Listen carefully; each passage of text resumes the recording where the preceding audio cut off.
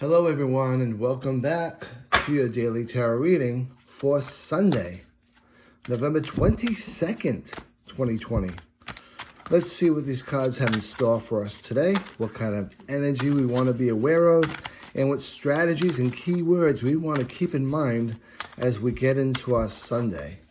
So let's do a couple more cuts and let's get these cards laid down and see what we want to see for today.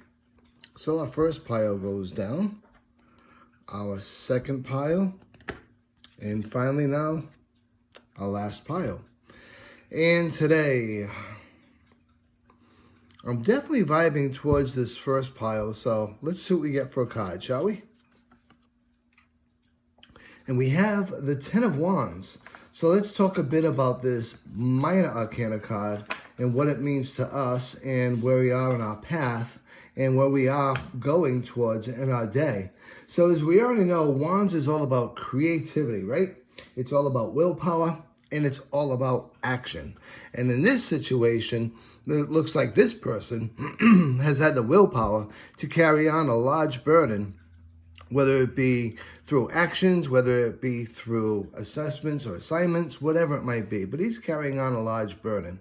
And as we go a little bit further, let's talk about some of the things that come up to mind from keywords when we look at this card. First and foremost, of course, is overburden, carrying on an extra large load, just feeling overly stressed from the responsibilities that one person might be carrying on their shoulders. Issues and problems come up, obligations and restrictions come up.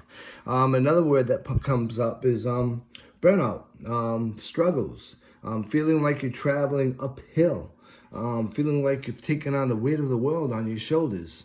Also feeling like you've been or are right now being taken advantage of. So one thing that also pops up to mind is you can see where this person is versus where his destination is. So the end's in sight. This also is significant with that, with the 10. 10 in tarot is usually the conclusion, the natural ending of something. So the end's in sight, of course. Keep on going.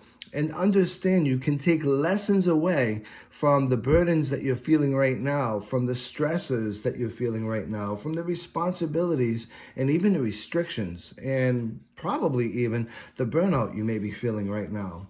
So some things to consider as you get into your day is your goal is nearly achieved.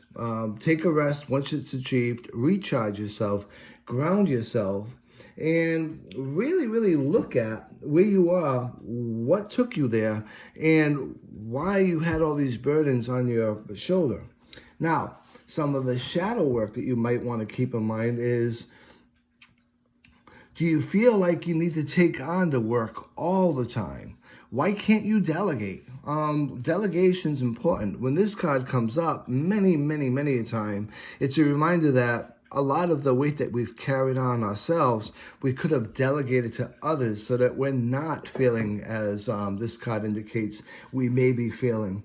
Another thing to consider from the shadow self, are you a people pleaser? Are you feeling this way because you can't say no? You want to please everybody and you always put yourself last. So what's the payoff? Really consider that. What's the payoff if you are doing the actions of a people pleaser? What's the payoff with carrying this much of a burden, feeling this much stress, feeling burnout even? The payoff can't be as high as the price. So understand that going forward, you don't have to repeat these steps. You don't have to repeat these actions. You can let a lot of this burden go. And in the future, you can limit the amount of burden you're placing upon yourself. Now, this card, obviously, is a 10.